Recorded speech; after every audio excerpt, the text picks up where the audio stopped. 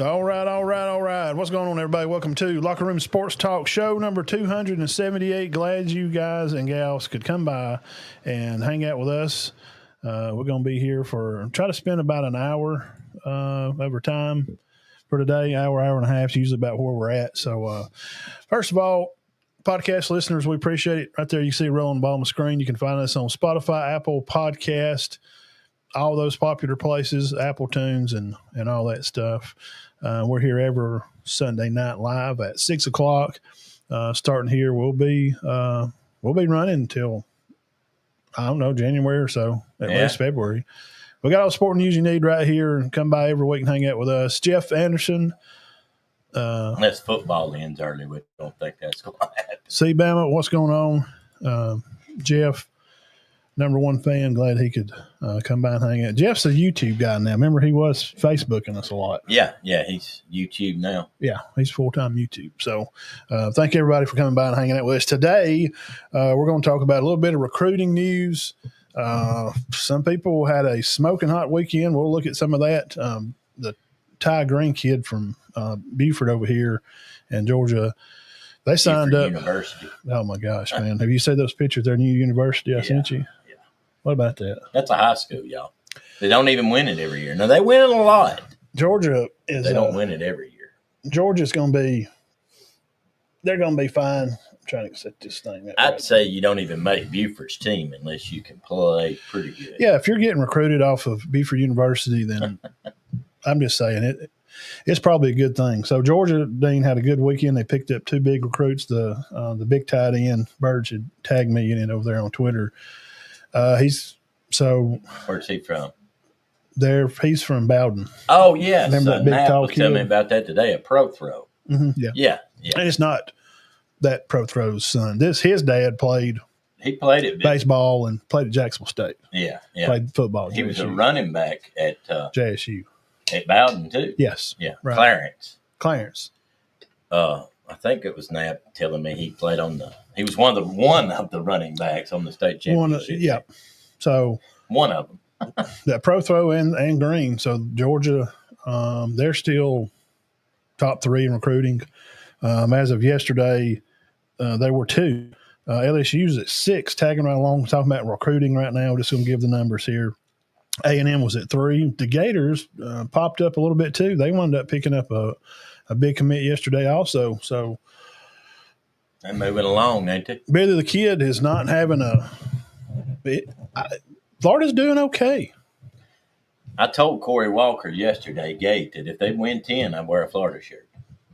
I don't think they're going to win 10. So, What's up, Ryan? What's going on? You've seen their schedule. Duckworth's making his commitment this Friday, 6 o'clock. All right. We're talking about the quarterback from Jackson. We appreciate that. Ryan, he always keeps us in the news loop down there. We appreciate him for doing that. I'll definitely be tuning in that. Where do you think, Ryan, since we're talking about Jackson quarterback? UAB? Or is he bigger than that? Well, they like him to play. I think South Alabama, right down the road. I would love to see him just go right in there and just start. Troy. Auburn's was looking at him. Is Duckworth a Power 5 quarterback? Yeah, yeah, he's got offers from. Okay. Because some of these guys aren't, and they'll get offered anyway. I didn't know. I think Duckworth's good. Yeah, Dean's not a recruiting guy. He don't keep up with it. But I don't think Duckworth's. He don't keep up with it. He's a 4-star, of course. South Carolina's his number one pick. Ole Miss, Auburn is cold on him right now. Florida, North Carolina has looked at him. Here's all the teams, Dean. You can see that: Auburn, Florida, North Carolina, Arkansas, TCU, Mississippi State, Vanderbilt, Georgia, A&M, Oregon, Florida State, Georgia Tech, Nebraska, Maryland, West Virginia, Virginia Tech, Marshall, Bama, Texas, all have took shine to him. So he just strikes me as more of a mid-major type. He's an industry ranking 94.11. So he's almost a 95, which would put him at a lower ranked 5-star. So he's a higher rate kind of 4-star.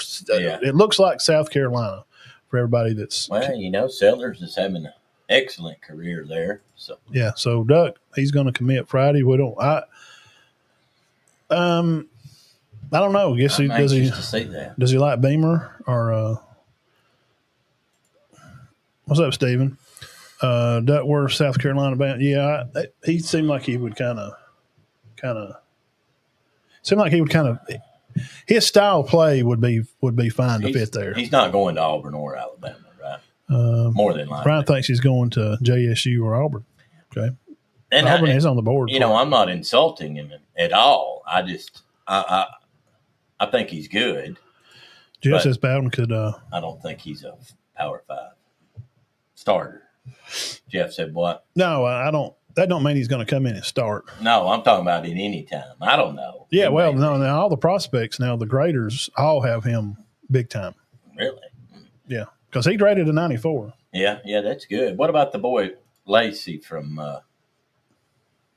Saraland? Where did he end up going? Texas. Texas, okay. Mm-hmm. And then the tailback, EJ for short, he's at Bama from Jackson. Yeah, Crowd, yeah. He's good. He reminds me of Junkins. Yeah, he's good. I mean, how he runs. And speaking of Junkins, he's a pro now. He's got arrested yesterday. Some kind of battery charge. He's down there in Fort Lauderdale, probably hanging out on the weekend. Probably whatever, got into it with somebody. I don't know any details. If nothing's come out, but he's a Cleveland Brown. So he's a pro player now. So he come in this weekend. And trust me, we watched him play down at Pike Road. He is fantastic. We actually waved at Lane Kiffin as Lane was watching him play. We were there at the game. I remember whistling at Lane. He was sitting at the end. Me and Starkey had walked around down there. I wasn't at this one. Mm-mm. But Lane was sitting in the section at the end by himself, like where it's roped off. Right. And he was up there on his phone watching Keyshawn play. Well, I mean, he did well, and he was the running back for the national champions, or one of the two running backs. Yeah. He's a great so we hope that works out. And I am not this old boy, sure not judging the boy about fighting, and he may have been drinking or partying, because this one right here did my share of that. He's only 21, 22. 22. I was a hoodlum. So I hope he gets it all figured out. He played at Pike Road. Yeah. And as a pro now. So one would have to he's good, man. Hypothesize that Crowd can play pro ball. Yeah, absolutely. Yeah. Because I think EJ kind of from Jackson, I'm talking about high school tailback. Ryan had said that Duckworth's what got us started on that road there, that he's going to commit Friday at 6:00. So we'll be tuning in for that. But yeah, I watched him play. Mm-hmm. And when other guys around here that played against him from here told me the next day that that's the best football player that they'd ever played against, and he just kind of just took their lunch money from them. Yeah. And this is coming from the person that told me this has been playing football their whole life, and they are very good. I ain't going to say who it is because it don't matter now because they're done graduating. It don't matter. If this boy said it, trust me, EJ's great. Yeah. I mean, most of the games I saw him play, and he just looks like he's jogging, outrunning people, like he's not even having to try. Yeah. Jeff says South Carolina would be a good fit that they've already. I would think they already got Aaron Noland. Yeah.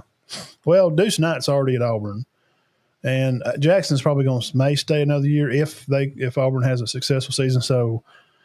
That's kind of some top news. USC still recruiting in at the number one class right now. And down at the bottom of the pile, Auburn was 71st yesterday in recruiting still. So Bama was at 5. So, I mean, top 5 is mostly Bama, Georgia, LSU, A&M. That's kind of how it usually is. But they said this NIL was going to even it out where all the smaller schools could have an even playing. Well, USC's won with 31 commitments. They got 20 4-star players, 10 3-stars, and 1 5-star. The tight end kid, that Mark Bowman, that played at Maitre D. Which most schools are made up of 4-star starters, are they not? Most colleges? 3-stars, usually. Yeah. There's more 3-stars go in the draft. But let me back that up because that is a statistical fact. However, that's like saying most cars have rubber tires. Well, yeah, because tires are rubber. Right. So why is there more 3-stars? Because there's more 3-stars. Right. That's the majority. There's not a ton of 5-stars. No, I think somebody can look at that. I think there was 23 5-stars this year, and Bama's got 5 of them. Yeah, there's not a lot of them. So there's only 18 other 5-stars to go around, and USC's got one. Georgia's got – everybody else has got 2. Bama's got twice more 5-stars than anybody. But from Courtney Morgan, their general manager, because now you got to have a GM. Oh, yeah, since NIL, yeah. So his background real quick, and then we'll move on here. His background's Wall Street, Dean. This looks like a good hire, though, isn't it? He's been with DeBoer for a while, a long time. Yeah. So he's from Wall Street, so he understands money and how these NIL deals work. And but USC's smoking it right now, and Auburn. I did. If y'all want to see what I had about Auburn, actually, Freeze did a podcast a few days ago, kind of clearing the air a little bit about some of this, but him playing golf, and I did a whole show about that, analyzing that particular video of him talking. Yeah. It seems to me he's dealing with what he's got. He's doing what he's being told to do by Cohen, the AD, because the AD is running it, and some Auburn podcasters, all the locked on guys in the barns, some of those guys are – it's a hard job to be an Auburn podcast guy. Yeah.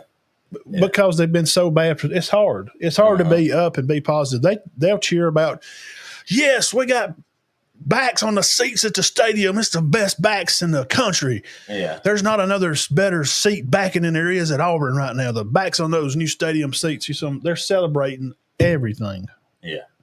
And they have to, Tide fans, because they've been so bad for so long. So it's hard for these podcasters. They trying to be positive.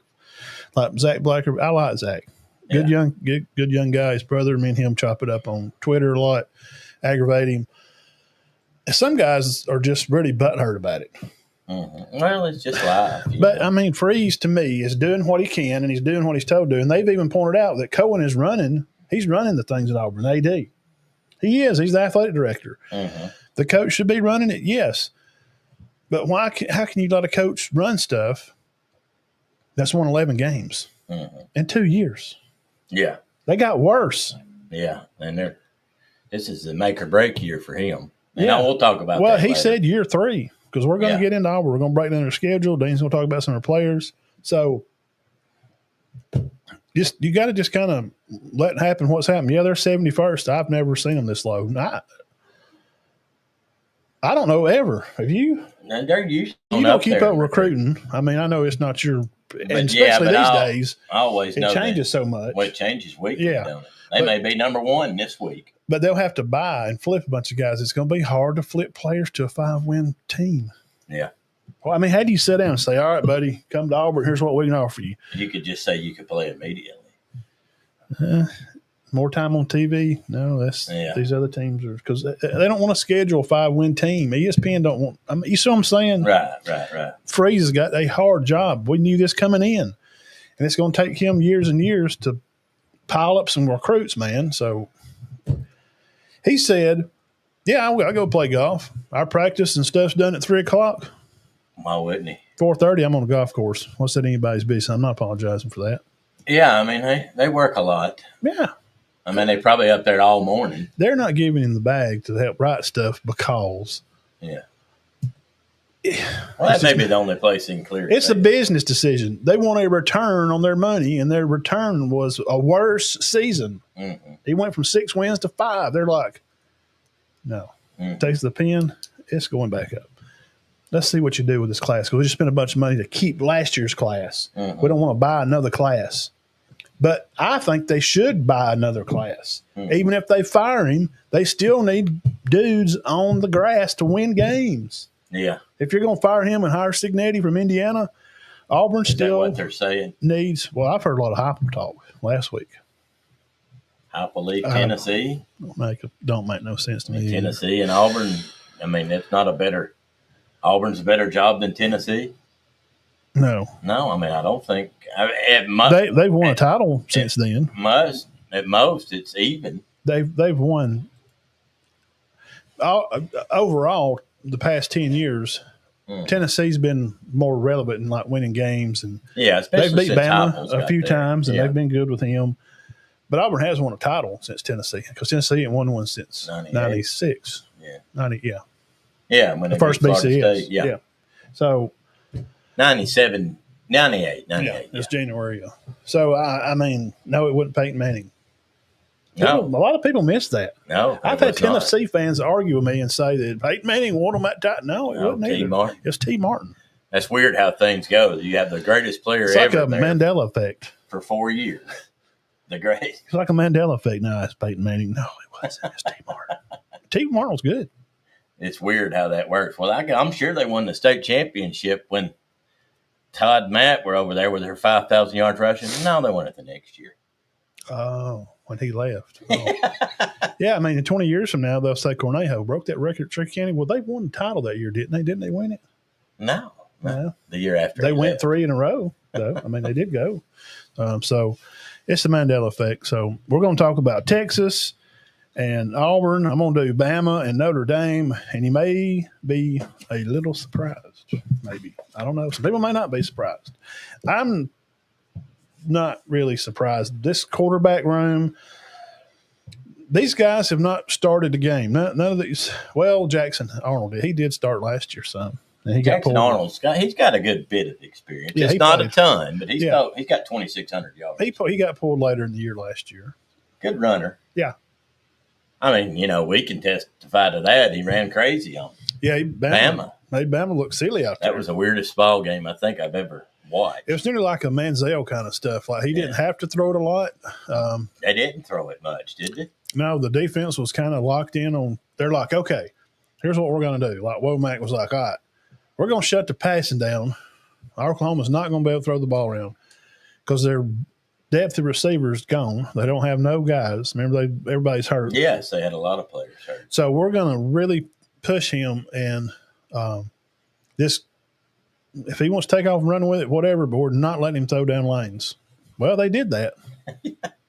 Well, they should have adjusted at halftime because Kirby would have and said, all right, we're shutting this shit down. Yeah. He's out there running circles like Manziel out there. Which I don't need to do this anymore. Every time I do it, they lose. But I didn't even pay much attention to the game. And I text Matt, and he said, it's 10-3. We look terrible. So I said, well, I'm going to take a 30-minute break from checking on it, and I'll check back, and Bama will be ahead. I check back, and it's 24-3 with 9 minutes. I'm like, boy, they better make a run. I check back 20 minutes later, it's 24-3. They never did. Well, they didn't score. Milroe give the ball away too much.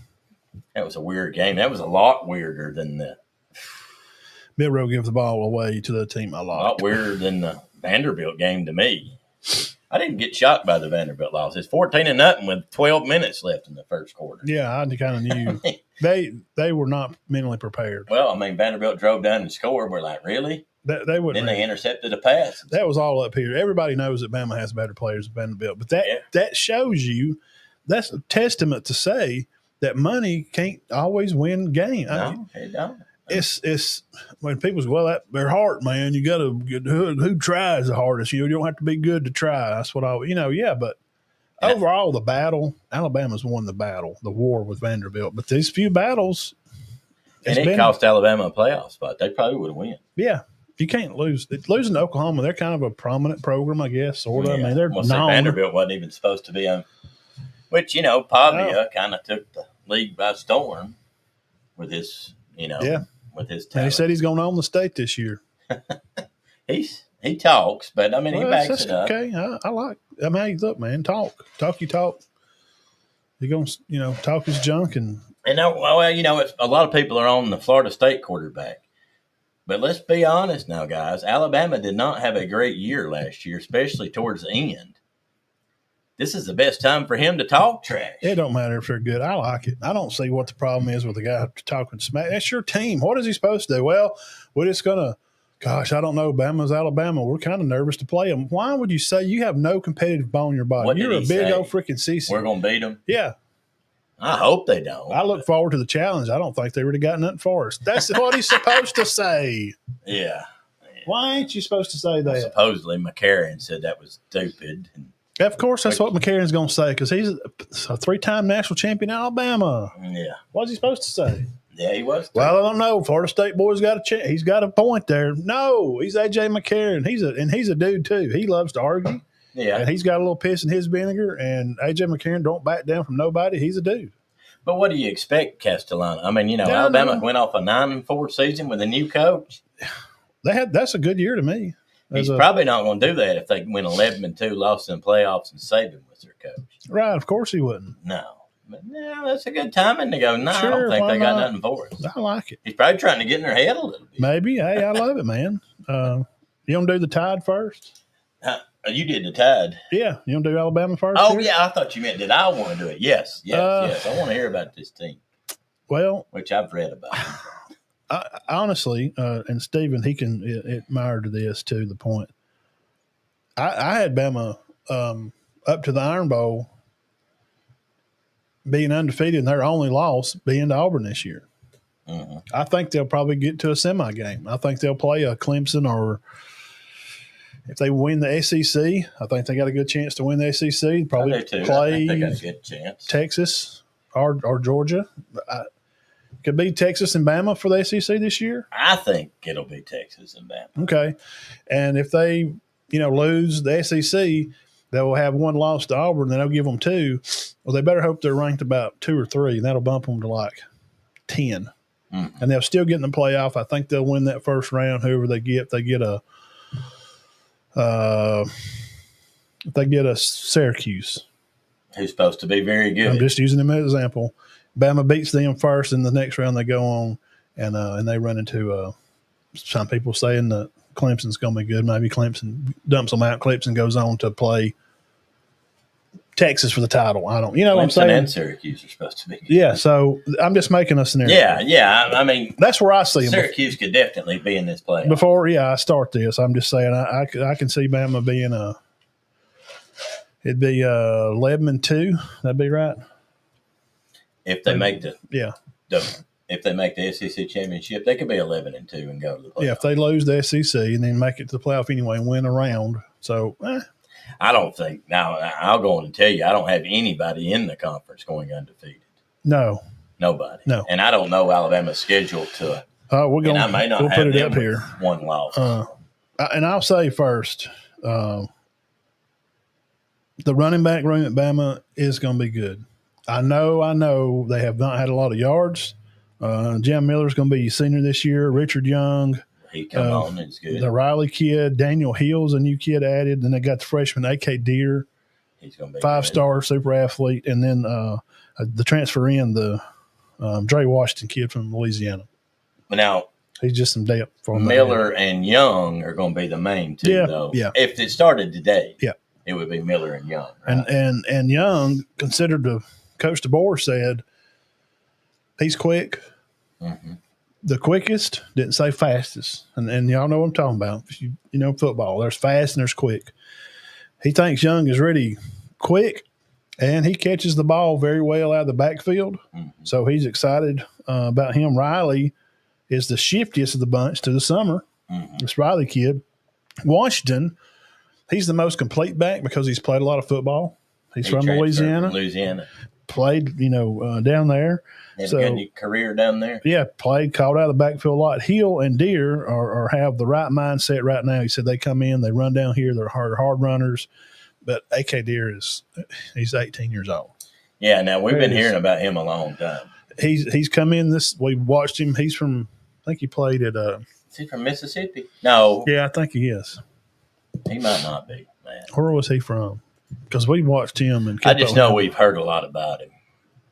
He may be from Louisiana.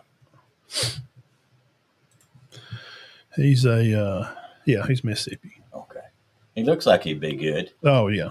How big is he? 6 foot, 200. And that's out of high school. And he probably weighs 220 now. Once you get in that weight program. So that's the backfield. Now, wide receiver room is very elite this year. Yeah, Bama's probably going to have, I think, probably the best wide receiver room in the SEC. I agree with that. Easily. You got Isaiah Horton, the kid from Miami. You got Jalen Hale. He's good. Jermaine Bernard. Great year. He actually ended up having a better year than Williams. I know. He had 900-something yards, 850 or 900. Now, he didn't make the splash that Williams did, right. But as the season went on. Had a great year. And Horton's had a good career. Yeah, and Hale's back. Ryan Williams. Don't forget Cole Adams. Yeah. He's still there. Oh, yeah, I forgot about him. Jalen and Ben Balkway, the two-way player, played down here at Central. Yeah. So you got 4 or 5 good ones. I ain't done. Rico Scott. Uh-huh. Lazier Brooks, another transfer kid that come in. They said he's tearing it up this summer. And then you got Cuevas, the tight end. He's back. He looks great. And the other tight end on the other end is the 5 Red Devil, Brody Dalton. Yeah, I know. He transferred. He had hundreds, 700, 800, 400, 500 yards. At UAB? Yeah. Or was it Troy? Troy. Yeah, he had like a 500-600 yard season or something. Had 5 or 6 touchdowns. Oh, he's the real deal now we watched him play. I saw what he did. Personally, I used to talk to him on the weekends a little bit, and he was in the big game, Fife and Piedmont, the rain game. If you were there, he was part of that team. Mm-hmm. And they went on the state run. They beat Catholic Montgomery. They beat Jeremiah Cobb, the tailback at Auburn. Yeah. Well, so that's the now. If you had who's that starters are going to be Bernard Williams and Horton, though, right? But you always got Horton, Hale, Bernard Williams, yeah, and then Macumba and Adams will probably come in. You'll see Rico Scott probably in slots, and Lazier Brooks they'll come in different packages. But you'll probably see a lot. I would say you'll see Horton, Hale, Bernard, and Ryan. Those will be your 4. Okay.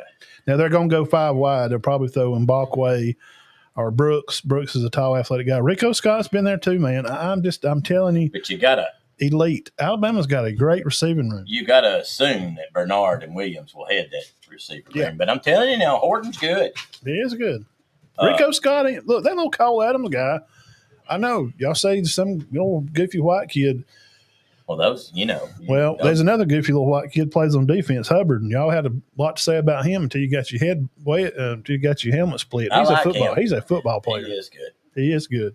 And I agree with that they may be the best safety duo.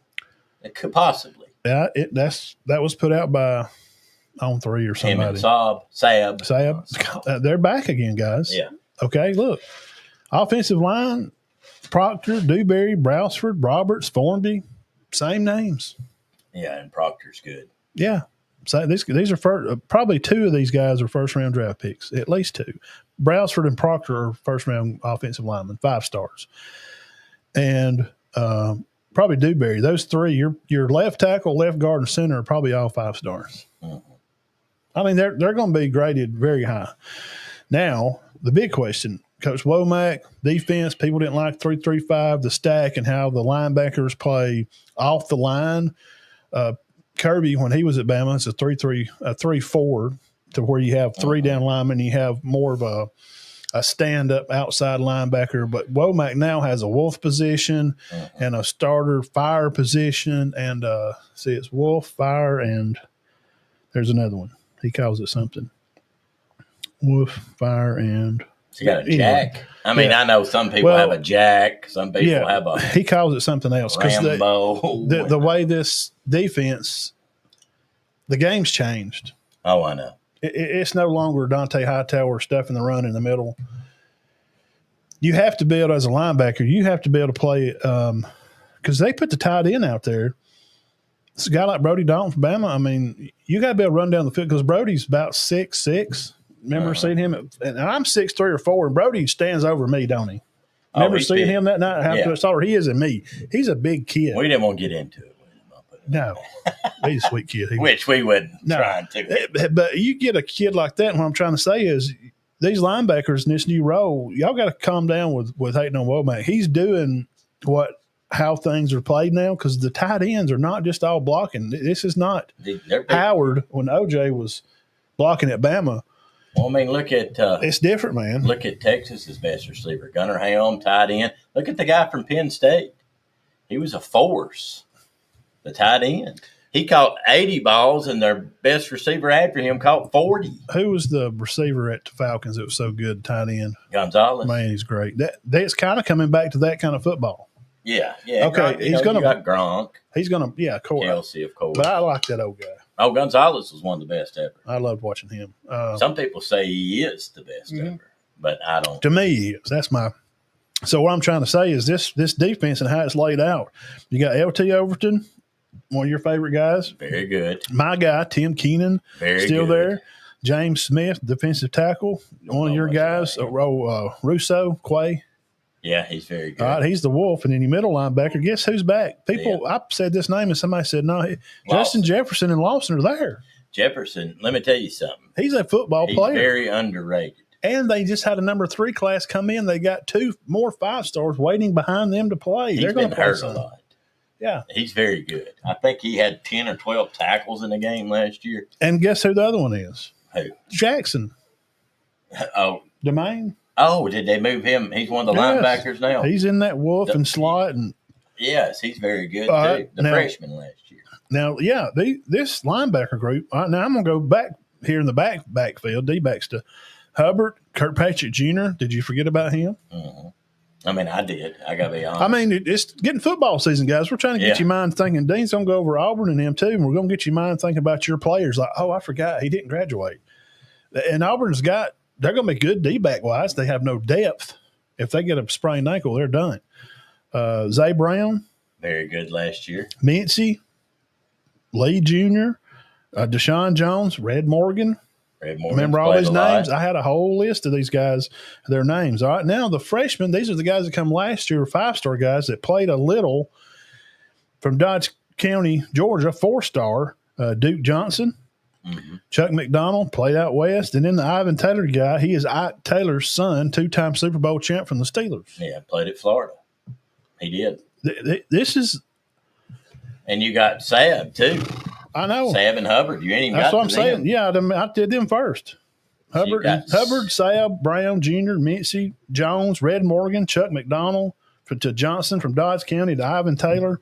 That Quay Russo and those guys up in front. So Keenan, Smith. Russo, Keenan, Overton. That's 3. Jefferson, Lawson. That's 5. Damani, Jackson, Brown. That's 7. Sab, Hubbard. You got 10 guys that have played. Red Morgan.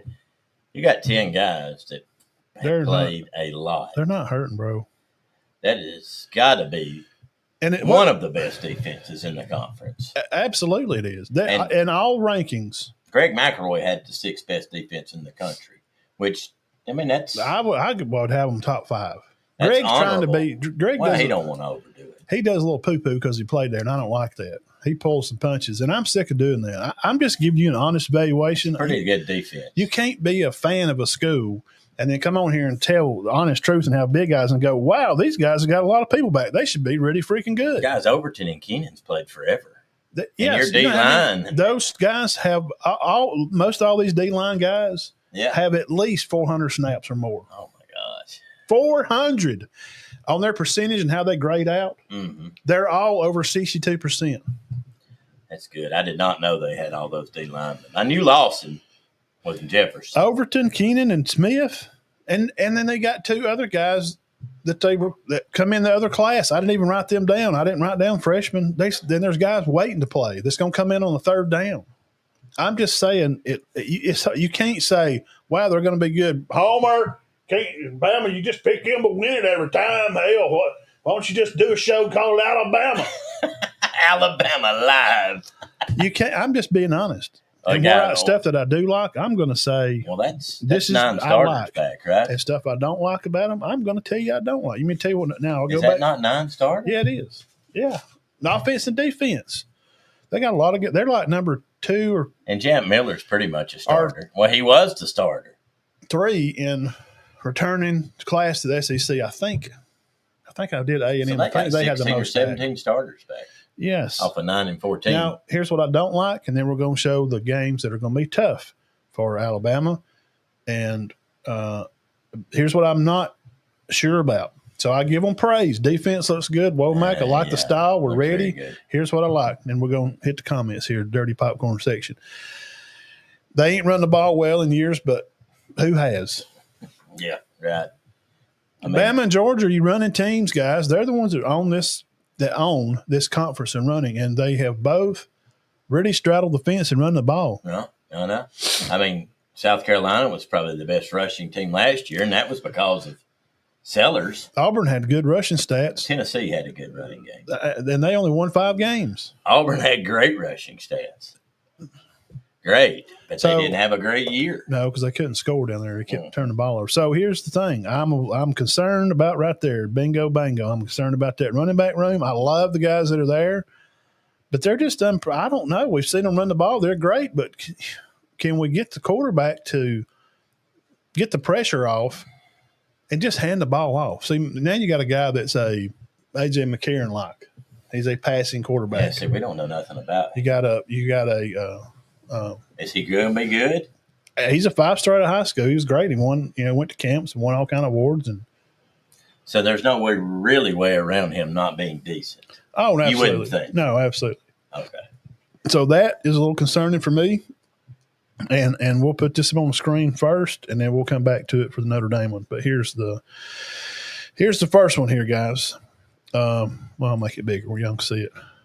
All right, tough games. We'll come back to Notre Dame. You're getting a sheet and look ahead. Just don't look at the right side. The toughest games for Alabama, we just talked about them, broke them down. They got to be at Georgia, at South Carolina, and I know Oklahoma. They're going to be better this year. Oklahoma is supposed to be better. It is at Alabama, but I don't care. There's going to be a little bit of a revenge factor. Can DeBoer get them focused and locked in to play this team? And Auburn, I'm always going to have. If it's at Auburn, it's always going to be on a tough games list. If the game was a Tuscaloosa this year, I might not have put it on there. Auburn only won 5 games. They suck. It don't matter. They can roll out there with a bunch of guys from Leesburg and win. It don't matter because Bama in this rivalry. Alabama's been looking forward to SEC titles and championships for the past 15 years now. They overlook Auburn. Auburn has been for 5 or 6 years now. They're that wounded dog in the corner, and they're not like delusional. Like some teams that are bad are delusional. Auburn fans know that they're bad. Mm-hmm. They know what needs to be fixed. They're dangerous. No, if you don't think Auburn will beat Alabama this year, you're crazy. I've been living in this state my whole life. I lived in Montgomery. Going to be a little better this year. I mean, they should. They got some players back. He's fixing to do them. I'm telling you, I think Bama.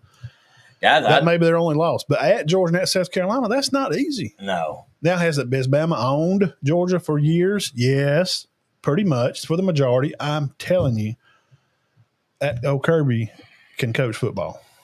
I'm going to be honest with you, and we're predicting. I think one of them. They're going to lose 1 or 2 of these. But I got to be honest. I got Alabama at 10.5 wins. I don't think there's no way that they're worse than 10-2. I wouldn't think so. And that's the highest mark I've got right now. So and tough games for Bama. Being a homer, I had Georgia at 9.5. I'm going to have Bama at 10.5. And I have a little confidence in them beating these 2 teams because they usually do. But that don't mean nothing. Usually don't count nothing. So I'm more worried about that South Carolina game. I don't know, for some reason, and Robert, y'all don't get mad at me, Benton, they just seem to have Georgia's number for the most part. I'm coming to you, Benton. Hang on. At Georgia, at South Carolina. South Carolina should have beat them last year. Yeah, I know. You're right. You're all right. They just could not do nothing. So these are the 4 games, toughest games for Bama. These are the 4 to me. And I'll do Notre Dame in a minute, and we'll talk about them. Let's hit the comment section here. The Birds. You got him at 10.5 too? Oh, yeah. Find him at Northwest Georgia Scoreboard Show, B. Burge on Twitter. He says here the defense will keep them. Defense is good. We'll keep them in the games. Interesting to see how the Bama offense is changed versus last season, especially. Yes, that's the question. Can Ty handle? Can he run the team? But there's 2 things to me that will hurt Alabama, and they may not happen if Simpson fails, and if I don't know how. Get over Saban being gone. He's gone. Play for this guy. Well, he's still recruiting for Alabama. Saban retired because he can't handle this new era of coaching, the NIL stuff. He's out of here. He don't know what the hell he's doing no more. He's too old. Now, Alabama's Saban's still recruiting in Alabama. He's quitting coaching because he can't handle the NILs no more, Jerry. Have you heard what they're doing at Bama? Saban's gone. Well, but he's still helping them recruit. Well, which one is it? Yeah. He's either helping them recruit Or But I think the players. he's too old and he's washed up. He wanted to retire because of NIL. He's not helping them recruit. Alabama is a brand. It's a brand of football that's known around the world. Mm-hmm. Yeah. I just think they need to get on board with the board. They was winning games before Nick Saban's daddy was born. They were. Before Gene Stallings did good. The first coach Saban, Nick's daddy. Mm-hmm. Yeah. Alabama was winning games before his granddaddy was born. Yeah. Saban brought something to Alabama and changed college football because he knew how to put a staff together. Yeah. And he's a good recruiter. That's all you got to do. Yeah. Have a good staff and be able to get all the kids marching in the same direction. He's a motivator. He's a mind psychologist, just like Bear was. He knew how to piss them off and get them all mad and going the same way. So he's a down player too, which is an excellent coaching strategy. Yeah, well, you play faceless opponents. That's the big. We don't get up or down in games, and that's the problem with a lot of teams. We're up and down. Oh, we're playing Georgia. We got to be fired up. No, Nick's like, no, we're going to play Georgia the same way we play Chattanooga. I was talking to a guy today, and we were talking about it, and I said, this downplaying your team, to me, is genius.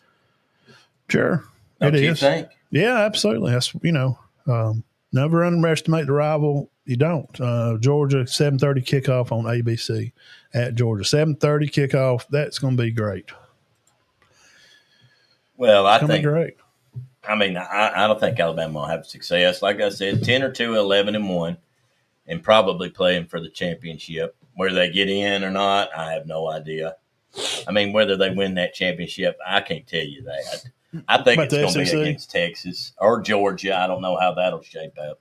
Well, we've done Georgia. We had Birds on here. We had them going 9.5. So it could be Georgia or Bama. I mean, Georgia or Texas. But I think it'll be one of them 3. I don't think there's going to be. I don't know. Texas A&M could slip in there, but I don't think nobody else. It'll be okay. I can dig it. I don't think we're going to see LSU and Missouri in there. No. I just don't. Or Kentucky and Auburn or Florida and Oklahoma. I just don't think we are. I don't either. Or even LSU. I don't think they'll be in. But we've seen crazier things happen. Let me get mine paper here. All right, who you going to do next? I'll go on and do the Auburn Tigers. All right, the Auburn Tigers, guys. Thank you guys for stopping by here on another episode of Locker Room Sports Show number 278. The Diamond Dean's going to break into the Auburn Tigers. We're going to talk about them. I like them probably at 7.5 this year. That's what I've got to make. I'm just saying automatically the up front. Schedule's not easy. I tried to do that with Bama up front. I'll say with Auburn, probably 7.5. Their schedule, the way I looked at it and broke it down, they got a great schedule. Their tougher games are at home. This could be a good time. This is a good time for Auburn to hit. Freeze new coming in the 3rd year. Mm-hmm. I think this works out good for them. If he can get Jackson on right, because he bet all his money, he put all the chips in on Thorne last year, and that cost him, that beat him, that hurt him. Yeah, Thorne. I mean, Thorne was a good runner, and he did better last year, but he threw some interceptions at some bad times. Take them off. Go ahead. Oh, you ready to take these off? Oh, yeah. All right, Auburn Tigers, 5-7 last year. They got a lot of guys coming back, though. First at quarterback, they got Jackson Arnold. He transferred from Oklahoma.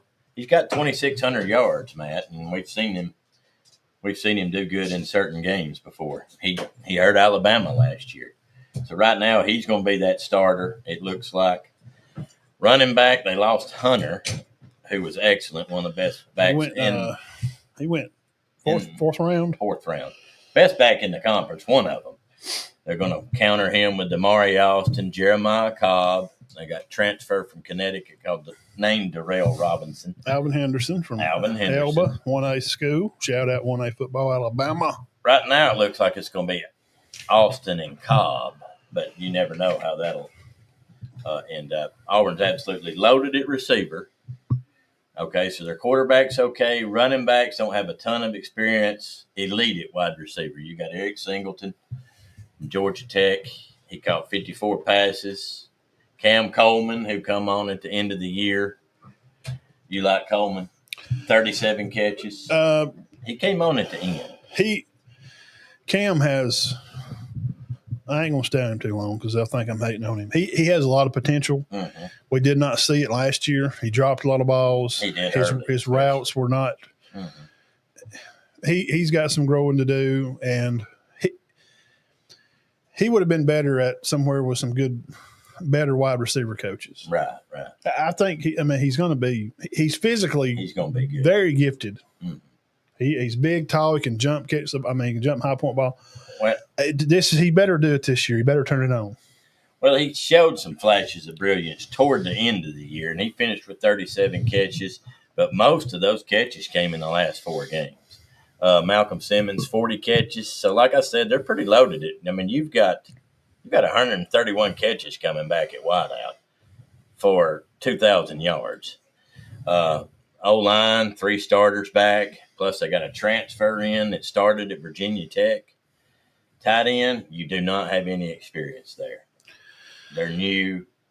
They've got some guys in. They're not bad. They had never played much. And we got to say, because a lot of their fans are very sensitive. Mm-hmm. They're some of the most sensitive fans.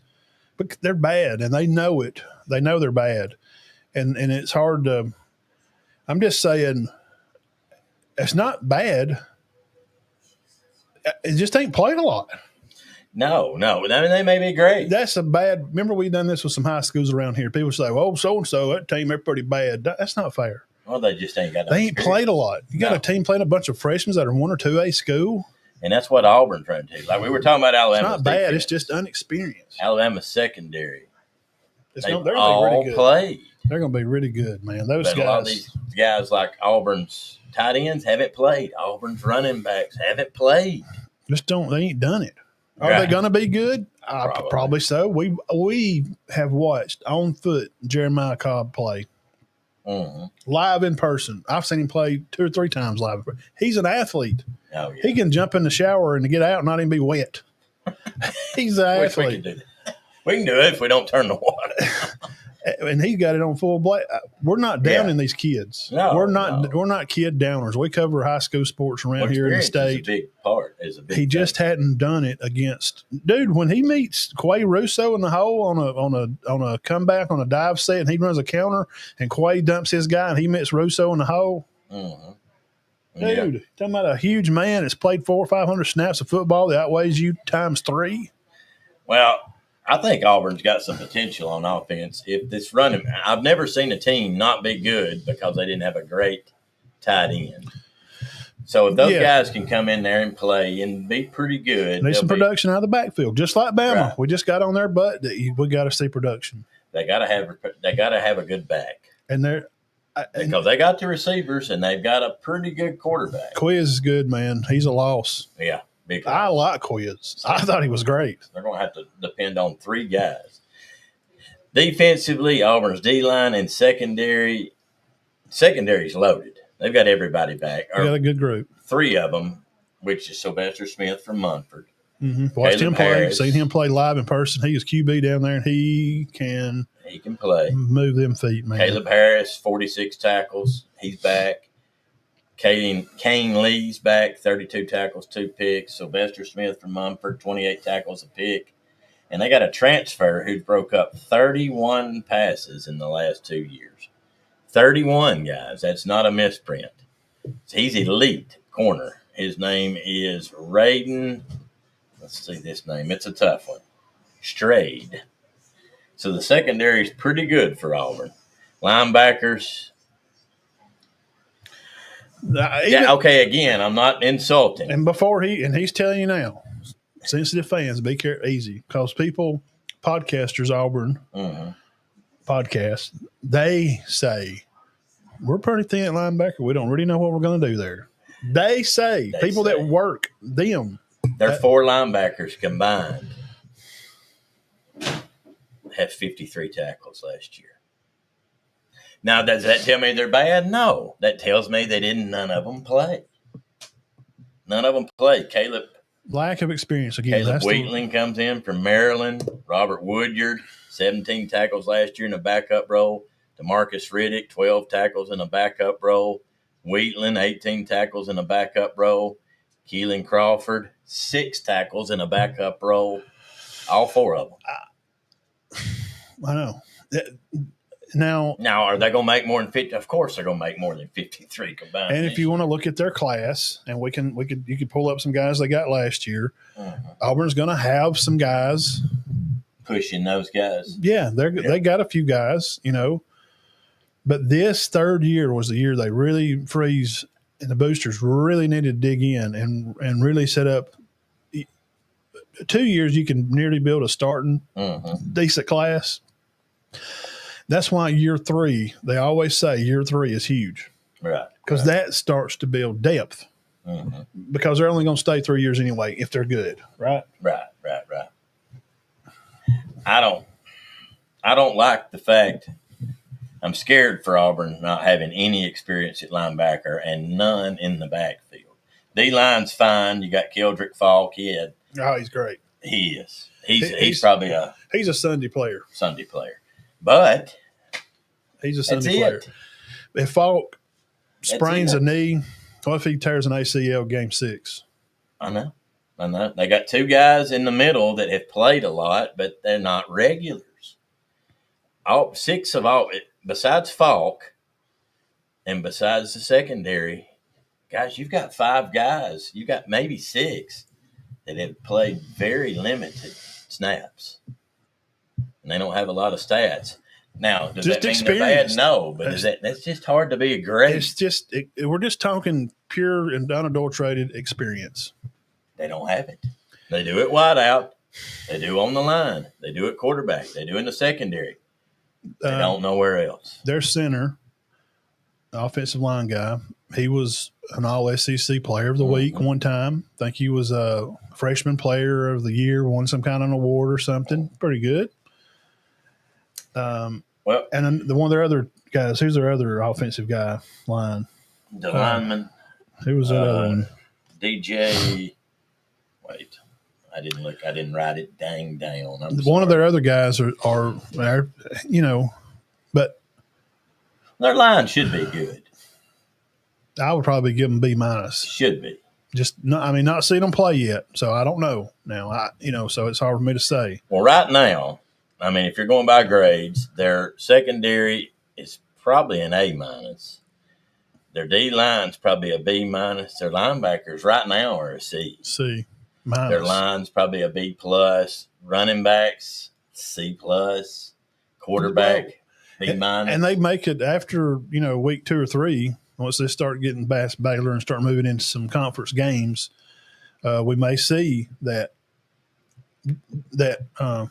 Jeremiah is going to be okay, and he's jumping in there, and he's going to make some play. These guys can catch out of the backfield too.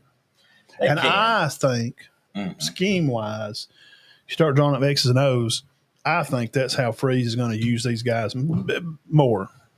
Well, I'm just not saying they're going to catch more than they run, but their last 2 star running backs have been Hunter and Bigsby. I don't think these guys are better than Hunter or Bigsby. No, you can't say that they are. And I love these. We've covered these, Alvin and Jeremiah, in our state. We're not knocking them. They're good kids. They're men. But now their receivers, they're going to be as good as anybody they've had in a while. Yeah, Simmons and Coleman and Singleton and Coleman. The player. Simmons, those 3 guys. Their leader, Lambert Smith, went to the Chargers. He was very good. He was. He led the team. These guys can eclipse him. Possibly if Jackson can get them the ball. That's what. And we've seen sometimes that Thorne could get the ball over to him, but sometimes I thought that the play calling was wrong for situations. I think, and this ain't going to be a dump on Freeze party because I don't need to say this all the time because I think people already know. I just don't like him. Right. I think the game has passed him by. I think he's 20 years out of his time. He's 2-5 against Bama, and they hired him just because he was 2-4 against Bama.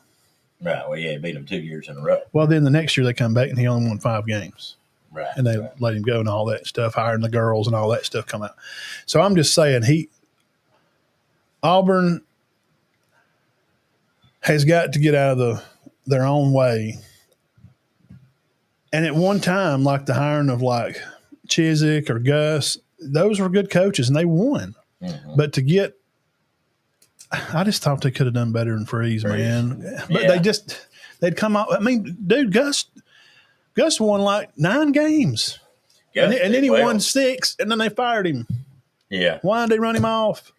I don't know that I've not heard a coach cuss more than Gus in my life. Why did they run him off? It's the same thing with Tubbs. I like Tuberville. Yeah, he beat Alabama 6 times. Why?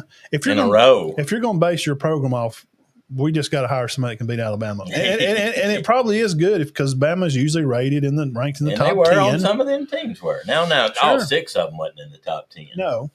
But some of them were very good. I just want them to get out of their own way and just hire somebody that's going to improve the program and stop the Iron Bowl is important, but it's more important to Auburn than it is Alabama. Alabama's importance is winning the SEC and winning the national title. And I like to see Auburn get that because the rivalry is dead. Right. As of last year to me, 5, this will be 5 this year. Mm-hmm. As they've had 4 in a row. So with this team here, I'm thinking 8-4, 7-5. They got Oklahoma, A&M, and Georgia in 3 straight let's pull games. theirs up. Let's pull up Auburn's tough games. You look on the left. I think they lose 2 of them. You'll look on the right side of your screen here above the comments. Let me turn the comments off on that thing. You can see at A&M, Georgia, and Alabama. And here's the I think kicker. they lose all 3 of those. Dean, what can they do about playing Alabama and Georgia? Never, nothing. You're talking about a tough job. Go take that job down at Auburn. Well, Coach, who have I got to play this year? Well, you play Alabama and Georgia every year. They're 2 best teams in the conference every year. Who wants that job? You got to out-recruit the guys that are winning national titles in the last 5 years. They've been winning them. Mm-hmm. They're the ones been running it pretty much, besides Michigan, Ohio State. Well, I'd be surprised if they won any of those 3. Okay. They go play Oklahoma, too. They may win that one. I don't know. They go to Vandy, who's not going to be bad. I think they lose 1 of those. That's 4. And they could possibly win the rest. But they still got Arkansas, Missouri, Kentucky in there. Baylor's not going to be a walk in the park. No. So I got Auburn going 8-4, 7-5. I don't think they'll go 9-3. No. They don't have enough experience on defense. I'm worried about an injury somewhere. And if things go, I think Auburn will go to a bowl no matter what. At worst, Yeah. I think they go 6-6.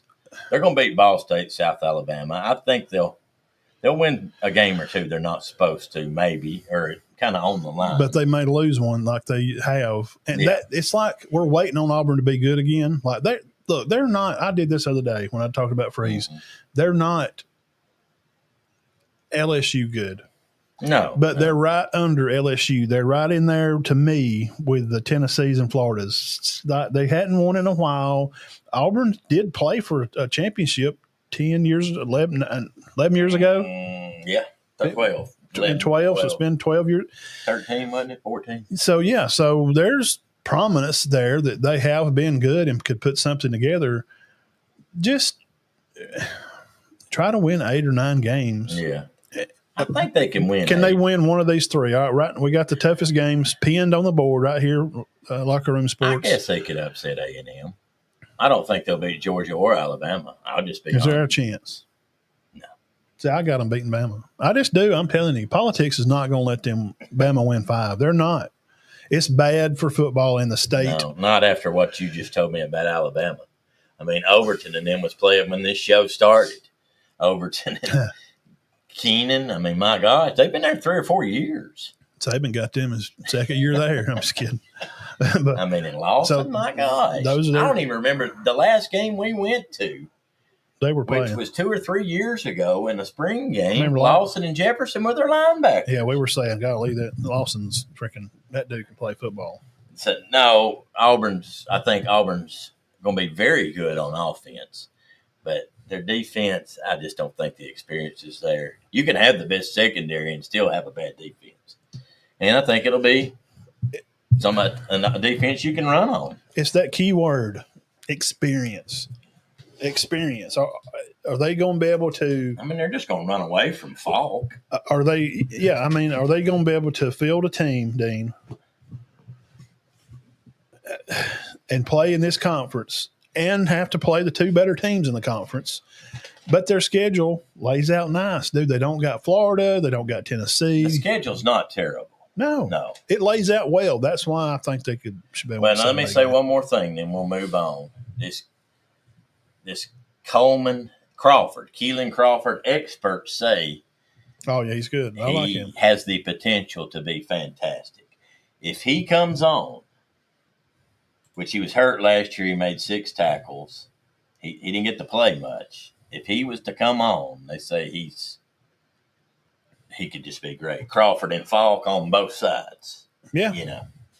Yeah. One at the outside linebacker, one at the defensive end. If they can stay healthy through the bunch of the season, I think Auburn's got a good chance to win 8 games. I think 8, 7-5. I don't know if you fire him if you go 7-5. Maybe if he wins his bowl game, you know. He better beat Alabama because they love to beat Alabama. That's their whole coup de grace. They hinge a lot of their efforts to beat them. So let's go backwards here. Jeff says he thinks they'll lose to A&M. I think they could upset A&M, but A&M, Vandy, and Oklahoma. He said Tubb got a better job anyway. Well, he may be governor of the state sometime. Tubbs may be. Where did he get? Oh, I thought he meant he got a better job when he went to Cincinnati. If they got the – he's got a better job now. Yeah. If they don't get out the fire hoses against – I think they go 7-5 at worst. Yeah, Birds likes them 8-4. Yeah, I mean, their schedule's not god-awful. It's not easy, but it's not horrible. And those catch games now, I'm telling you, Oklahoma and Vanderbilt are catch games. And Baylor is too. What do you call? Ain't that what you call them? Yeah. That's the games you're not really worried about. Yeah, but you know how the schedules lay out. Like we've seen, Bama and Georgia are both off the week before they play each other. Yeah, seen Bama lost to Oklahoma and Vanderbilt last year, and Georgia lost to Ole Miss. Now, Burge posed the question. He says, in Alabama. Burge says, "What if LSU beats Clemson week 1?" I mean, that's very possible.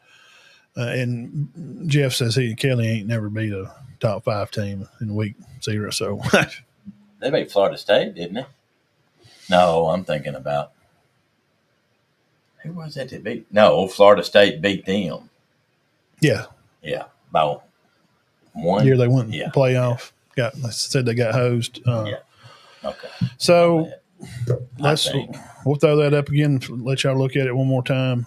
I think Alabama. We got Alabama at 10.5. Auburn at 7. Auburn tough games at A&M, Georgia, and Alabama, and then Alabama's tough games at Georgia, at South Carolina, Oklahoma, and it's always if it's at Auburn, I don't care if Auburn's ain't won a game. I'm just telling you that don't matter. And rivalries are better or so and so. Michigan, Ohio, that's fine. Y'all can think that. And Jeff's a fan of that. And he's supposed to say that. They ain't a better rival than Auburn. Michigan State and Auburn, Ohio Alabama, State hadn't mattered here lately. I mean, about who's better. That's the best rival to me. Is Auburn and Alabama? It just is. There's no pro team here in the state. That game means a lot. It means a lot in recruiting and going in setting a kid's house saying, hey, you can come here and play with us. We do dominate the team down the road. Or Auburn say we dominate the team up, Right. Now, this one may not be as interesting to everybody, so I'll move through it quickly. But I'm telling you, if you like college football, make sure you're subscribed to this channel on YouTube. Just hit subscribe. And if you would please, just hit the thumbs up. I mean, that's all you got to do. Just thumbs up. Facebook followers, we appreciate all the love. We're rolling. We're fixing rocking to 5,000. We've added about 150 new people. 54. Yeah. We've added over 100 people in a month, 154 in 30 days. And Dean's been adding these local players, and it's got people interested in talking about stuff, all state guys that played around here. Go on our Facebook page if you're YouTube watchers, and I put news on there every day. And Dean's been posting some guys here locally, all state guys. It's going to be all state now, guys. And it's just our county. It's Turkey County guys. So we love our county, and we want to show a little bit of love there. So make sure you subscribe, share the channel. Burns, we always appreciate him tagging us on Twitter and that type of stuff. So, and I love arguing with Uncle Lou over there on Twitter. We had Uncle Stu on here a while ago. Uncle Stephen. He come Is that on here. the one from Stevenson? Yeah, Steve from Stevenson's, the Auburn home. Y'all kind of all are, but y'all get along too. Oh, sure, yeah. But he's just delusional. He thinks Auburn's going to win it this year. Well, I don't think that. No, he don't say that. He's an 8 or 9 win guy. I didn't think they'll be better. He thinks they could. This may be one of those weird years where, what if they beat Bama and Georgia? They've done it before. They've done it before. I don't think so. If they listen, here's what'll have to happen. I'm looking it up right now. The last time they did it. If Jackson Arnold comes in and him and Freeze have a great connection right now through the spring and summer, and Jackson fits Auburn's offense like probably as well as Milroe would have. Milroe would have been better at Auburn last year. Auburn would have won 8 or 9 games with Milroe's QB. You think? I think so for sure. Okay. If Arnold gets I think Thorne hurt them with interceptions. They should have beat Oklahoma for sure. Yes. If Auburn if they figure it out and Freeze get his offense clicking with him, I don't know. I just think they'll be better. Yeah, they should be. They better be. Are they going to be? Signetti's going to be their new coach. I don't know that, but Notre Dame Fighting Irish, who I do think is going to be good. We're going to bring them in right here. And if you like college football again, you need to know about Notre Dame. I'm happy with it. They're going to be in the playoffs. I hate Notre Dame, and I really don't like Tennessee. Those are the teams I don't really care for. It's not Auburn. You need to pay attention here because this team is going to be fiddle farting around. This is the last year of the 12-team playoff, okay? Notre Dame Fighting Irish. No way they won't be in it. They'll be in it, right? I don't know why not. Notre Dame Fighting Irish here. Wide receivers, Dean. Field. Fajon had 350 yards. This Great House kid, 600 yards, 4 touchdowns. Oh gosh, Great House is back. Bernice, the Collins kid, 500 yards, 3 touchdowns. Now, C.J. Carr, which is the grandson of the great, Carr from up north. Oh, yeah, Lloyd. Yes. It's his grandson. From Michigan. Really? He's going to be their quarterback? Yeah, he's going to be good. Now, that Minshew, Kenny Minshew, Minchey. Yeah. He's supposed to be good too. But it looks like Carr's probably going to get the start, we think. Freshman kid's Blake Herbert. He's a freshman kid's come in. And guess who's still at Notre Dame? Who? Tyler Buckner.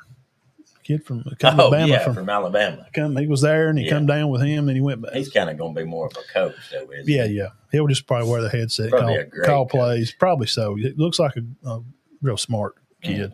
Running backs, 1,100 yards last year. Love. Oh, my God. 17 touchdowns. Hold on. 750-yard running back Price, 7 touchdowns. And Williams had over 200 yards himself with 2 touchdowns. Okay, I got a question right quick. From what I'm hearing, why are they not number 1? In the preseason? Well, you'll hear about Texas. They played for it. Yeah. I mean, man, I didn't know Love and all them were back. Well, defensively, middle linebacker Bowman, the Rubio kid, the Burnham, Asbury, Sneed, Sneed. All back. Free safeties, the Luke Talich kid, the Schuler, and there's a Moore kid that's played some too, didn't have a lot of tackles. But Carr was the number 6 quarterback in the 24 class. Lloyd Carr from Michigan Hall of Fame coach, his grandfather. Coach Carr did retire. You know what his win percentage was? Probably in the 80s, wasn't it? 753 percentage. That means he didn't lose much, huh? He's way over 500. Yeah. So for every 100 games he coached in, he won 75 of them. Pretty good. He's from a football family, and they played well with the kid last year. Leonard. Yeah. Oh gosh, he's from up down around this area. Yes, he actually is. Yeah, from Gulf Shores down there, isn't he, or something? No, he may not be that far down. No, he was good enough to get them there. I think they're 1,100-yard tailback and a 750-yard tailback. Wow. Offensive line. Great House and him back. O-line's going to be pretty good. Linebackers and stuff's going to be – they're not going to grade – that's why they're not as high because their linebacker and stuff's not grading out as well defensive line-wise. Okay. They don't grade out. Texas is easy. That's just through the power, whatever you call it, the thing. You can look up PFF or whatever. Secondary's good, though, right?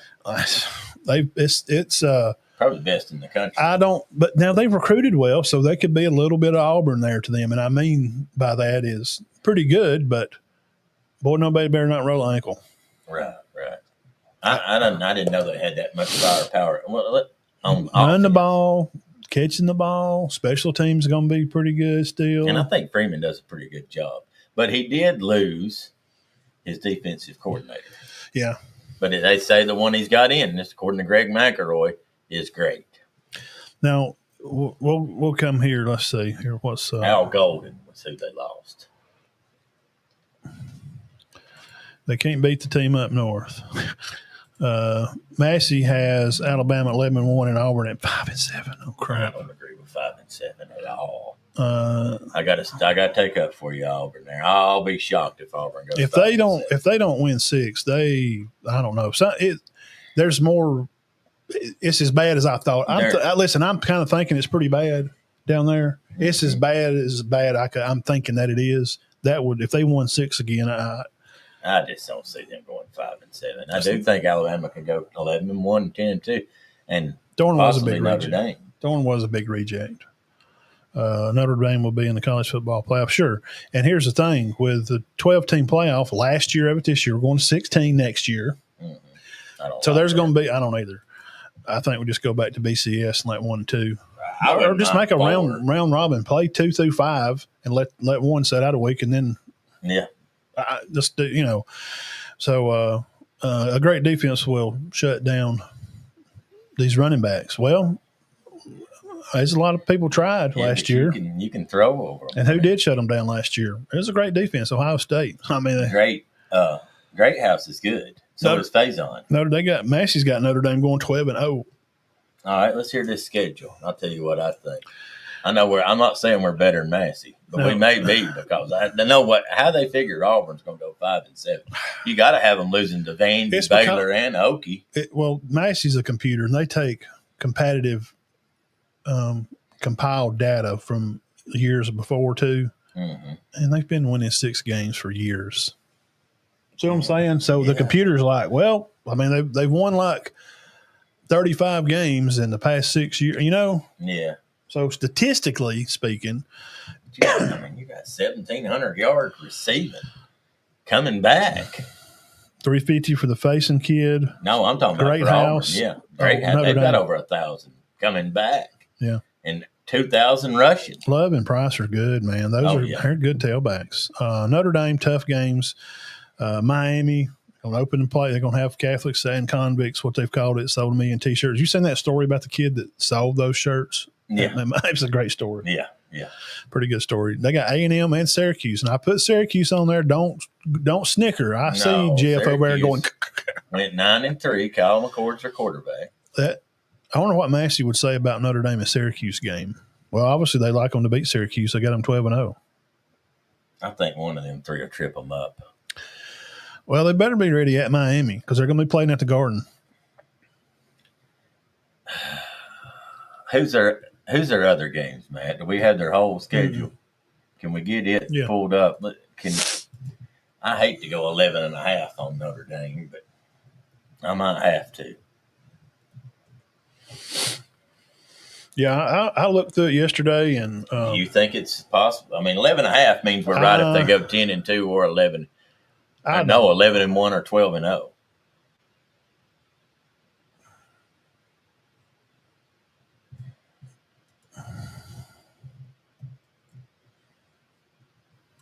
I don't think there's going to be any undefeated teams. If you just want to, all right, A&M first.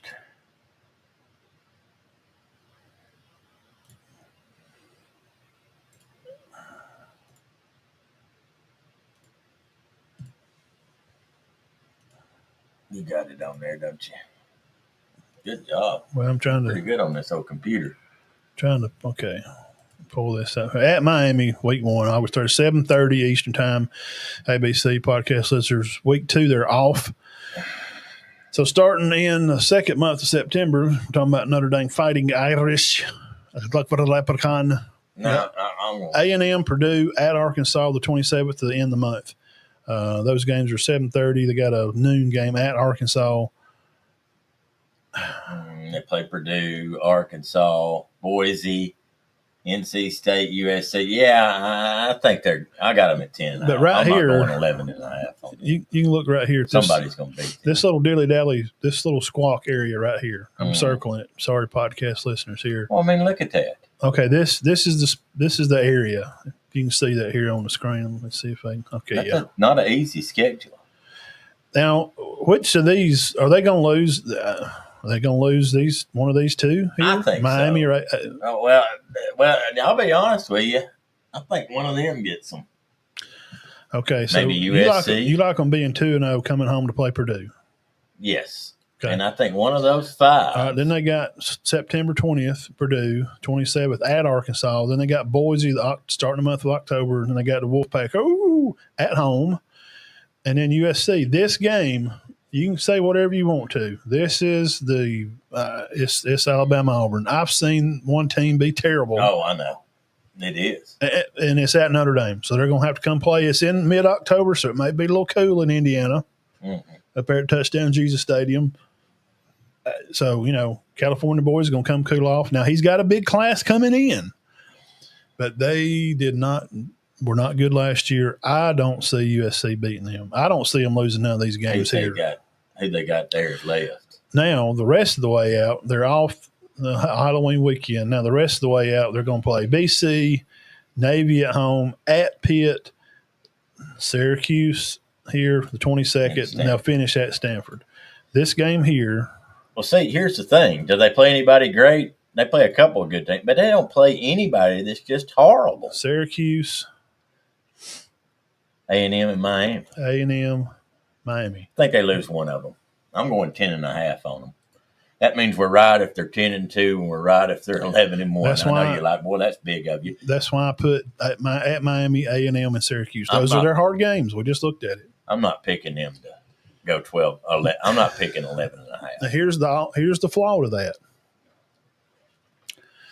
Some of you listeners may not know this, but I think they could lose 2. Let me fill you in on a little stat. Yes, you're right. They're going to put them in because they're an independent, and the ABC contract. They love Notre Dame. Yeah. But here's a little fact of a team that you saw there on the schedule kind of early. I don't know if it's early enough, but if Notre Dame beats Miami by 2 or 3 touchdowns, them playing in it last year, if they're number 1 and they play Purdue, then tell them what happens when you're number 1. And I'm telling you guys, look it up. If you're number 1 and you play Purdue, tell them what happens. I'll put it like this. If me and him's the cornhole champions in Alabama and we got to go to Purdue to play, we're not even going. I'm telling you, they have some kind of – We're not going. It's a weird stat, and it's kind of funny, but it's not wrong. They'd be more number 1s than anybody, right? You better be ready. They get up. When that old boiler sounds up there and they blow that steam engine off, they love upsetting number 1 teams. I got them at 10.5. I'm not giving them 11.5. I think that schedule's not hard though. It's not terrible. It's not a bad schedule. I mean, you got to play against all them teams. Who's your easy games? Who's your just Arkansas, Boise, North Carolina State? Yeah, but you can't just come out and you can't. I think they can. Those 3 there, and USC has not showed me nothing, and they got USC at home. I think that stretch, Purdue, Arkansas, Boise, North Carolina State, they should be 1, 2, 3, 4, 5, 6, 7, 6-1 headed to Boston College, and then be 8-1. Then they got Navy. Navy. And you never know. That Navy game. And I don't know if Stanford's going to be any good this time. They have not been in the last. They used to be. Yeah, they did.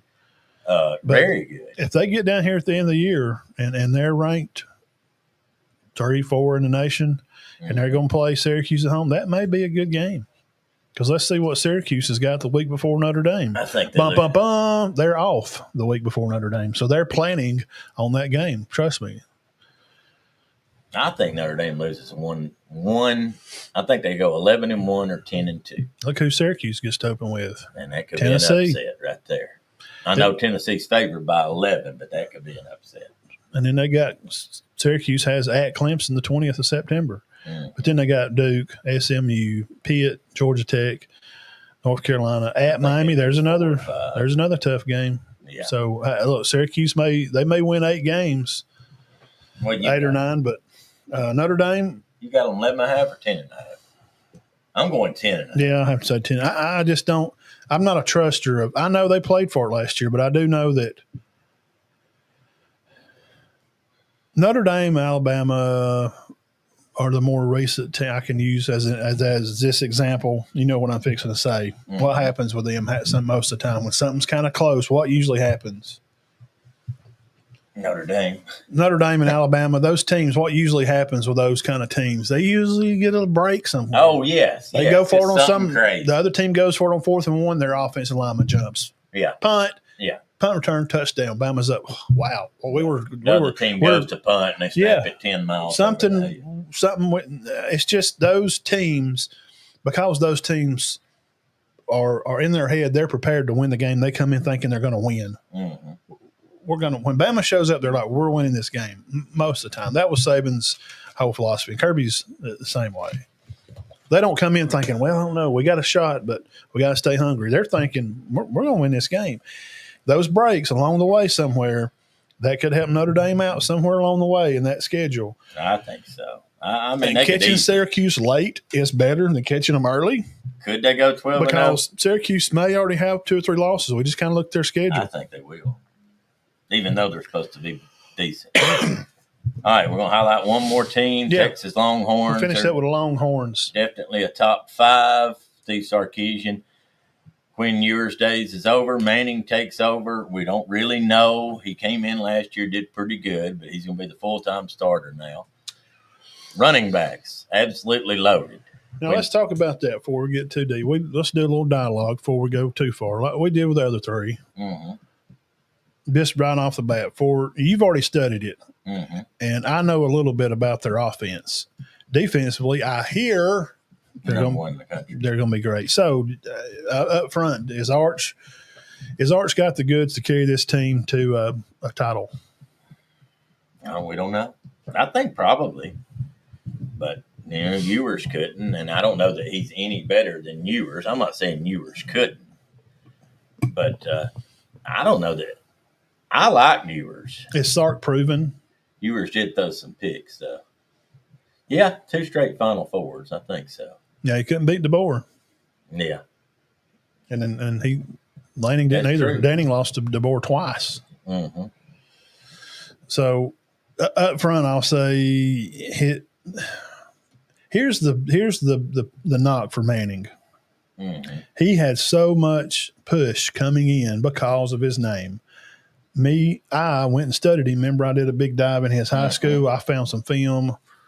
I had him as a 4-star. Right. I think you got a bump because, 1, he went to Texas, and 2, because of who his uncles are. No, it's not Peyton or Eli's son. It's Steve's. Right.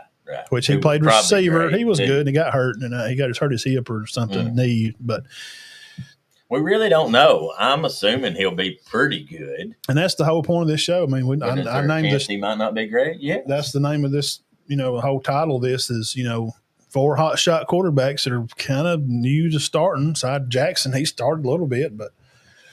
Is there a chance he won't do good? Yes. Mm-hmm. But we think because of Sark. He probably will. And he is a Manning. Peyton is one of my favorite ever. Oh, yeah. Yeah. Oh, he's and Eli he's a 2-time Super Bowl champ. 2. Yeah. So. And 4 times between it's in his blood. Like if you was to hear, Todd Dean, he's a teacher. He's in education. Well, no shit. His mom and daddy were both teachers and principals. He's probably in education. You know what I'm saying? So that's just kind of what has followed him.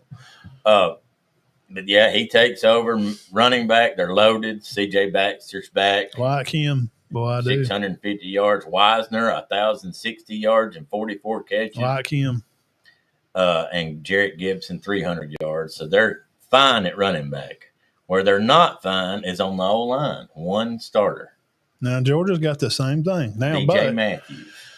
But Georgia did bring in some guys that do have a lot of snaps. Not at Georgia, but and Texas has done the same thing. I've read that the guys they've brought in they're 300 snap guys. Well, and they also say, now this is what the experts say. that their backups They are geniuses, ain't they? are ready. Yes. Well, hey, Texas spent, I've been told again, the professionals, the great, 50 million is what they spent. Oh, yeah. Yeah. Ohio State spent 30 last year and won it. But one starter returned. But Dean, if you get this NIL legal, it'll all even things out. It'll all be even. It's going to get all even. Well, obviously, that's what I'm telling you. It's not NIL. That's not the problem. The problem's the portal. So, offensive line got a little shaky there. A little shaky. Running back's not. Wide receiver's not. You got Ryan Wingo. Like him, too. 29 catches, 400 yards. DeAndre Moore, 39 catches, 500 yards. But that's not the two. They say they've got two freshmen, Matt, that they probably put big money on. It's Khalid Lockett, and Michael Terry. They say there's no way. Lockett, he's the top wideout in the country. I studied on him when he's on Rivals and stuff. I've studied on him. He's great. Yeah, and they say Terry is too. I don't know much about him. They said there's no way you can keep these two off the field. So So you got four guys. Like if you're covering, Bernard at Bama, you're leaving Ryan Williams open. Right. Well, we got both them covered. Well, then you got a Singleton open. Yeah. I mean, you got four good targets there. So can Arch get the ball to these guys? Is the offensive line going to give him time? And that's the big question. Is he shifty enough to avoid sacks? He can run. I think he can. He did rush for over 500 yards. He was it 350? Yeah, 4 touchdowns. Yeah. So, tight end, they lost Gunnar Helm, who was great, but they replaced him with Jordan Washington and California transfer Jack Andrius, 91 catches in his career at Cal. I know Cal's not great, but 91 catches. He's played. It's experience. Yeah. All right, now here's the side of the ball where Greg McElroy says they're number one in the country. Hold on to your saddles here, boys. The Longhorns are riding in. Defensive line first. Colin Simmons, 48 tackles, 14 for a loss. Yeah, he's him. Trey Moore, 46 career tackles for a loss, but he has not played at Texas. He played at Texas San Antonio. I don't know him. Ethan Burke, 9 tackles for a loss. And another transfer, Marab Watson from Syracuse, should step in. Now, if he's Syracuse, obviously they got a good team. People are high on them, so obviously he's a good player. Best player in the country, supposedly in the SEC, Anthony Hill, middle linebacker, 113 tackles. Yeah, he was good last year. 17 for a loss. He's a Lawson on. Yeah. He don't make a lot of mistakes. Watching him play. Okay, linebackers, remember Mosley when I watched him in the Auburn game that year? Mosley guessed. Remember me getting on him that day? Yeah. You watched Iron Bowl with us that year. He guessed wrong every time. Who was that tailback at Auburn that year? It wasn't Probably Brown. Trey Mason. He was just smoking there. Yeah, he had 200 yards. He guessed wrong every time. Mm-hmm. This old boy don't guess wrong a lot. I'm telling you, go watch him. And I'm doing like Matt usually does. I'm getting the hard names this week. Leona LeFew returns. He made 63 tackles. He's the other linebacker besides Hill, who is the best linebacker in the conference. Hands down, that's Greg McElroy's comment. And we like Greg. And Brad Spence comes over from Arkansas with 56 tackles. Secondary. This is the group that's the SEC's going to have probably the top DBs in the nation besides Ohio State. Malik Muhammad. He's good. NFL corner. No doubt. Michael Taffy. 78 tackles. Listen to this. This is a safety, guys. Not a linebacker. 10 for a loss. And 2 interceptions. But what I don't like about that, you remember Saab had a bunch of tackles. Mm-hmm. And that meant that was getting past. If you safety's getting a lot of tackles, why is he getting up 10 yards up the field before he gets hit? Yeah. I as just watching as a lineman guy, I don't like that. Jalen Gilball, 58 tackles, 5 for a loss. And Jelani McDonald, 33 tackles. So their secondary's loaded, their linebackers are loaded, and their D-line's loaded. And they have recruited in the top 5 for years. So they've got guys behind there that can come in on a 3rd and 6, a 3rd and 8, and give these guys a blow. Because you probably leave those guys in if it's 3rd and 5 or less. Mm-hmm. Right. So this is keys on winning games and be able to have depth. Depth is so important because you can roll in a guy on a 3rd and 8 and give this guy a break. So they have a break then it goes to 4th down. Special teams comes out, the team punts. They're getting a break. They're getting off their feet, get a shot of water for these dudes, these linebackers they have in Hill. They're good. So, yeah, more people said it best in the country. So the only question mark with Texas is probably quarterback. We don't know what Maine's going to do in the O-line. Running backs are great. Wideouts is great. Tight end's a question mark. But like we said earlier, you're going to lose the national championship because your tight end's not Tony Gonzalez. Probably not. No. Probably not. If you can run the ball well enough, because if he's blocking at least decently, you don't have to catch a ton. And it looks like there's no weaknesses on the defense. Because Sark does like to use a tight end. Now, when he was at Bama, he does. And this guy from California, 91 catches. That's a lot of. He's played a lot. Yeah. He's not new to the game of football. But here's the big problem. Their schedule isn't overly hard, but all their hard games are guess where they're at? On the road. Show them them tough games, man. Tough games for Texas. Right here on the left. Podcast listeners, sorry you can't catch that. Look at that. Just take a look right down that side there. At the Swamp, at Athens, home for A&M. And we put A&M on there. He probably did because the same reason I put Auburn for Alabama. It's not at the 12th man. It is going to be at Longhorn Stadium there, Sark World. Here, let me ask you this for you. I think they could lose 2 of those ball games. Why didn't you put? And I'm not knocking you for it. I'm just. It's just to create conversation. Why did you not have Oklahoma? I don't know. I look back on that because that game can go either way. Oklahoma does not have to be world beaters to beat Texas. Texas don't have to be world beaters to beat Oklahoma. Right, like Auburn don't have to. No. Or Alabama. Auburn, they can beat each other. Auburn probably should have won at least 2 of these 5 that they played in the late, right? Yes. And one year they were, 6-5? And Alabama was 10-1. Bama had no reason. Now, last year, Bama thumped them. Auburn didn't look ready. They didn't play physical. But the year before, it's great. Saban's last game, and then the one Bryce Young had to take them out of the end zone. So, Texas, Oklahoma, you think Texas is just better this year? And I think they probably can beat them this year. Because that's the Red River Shootout. But I think one of those 3. The fair. I think they could lose 2 of them.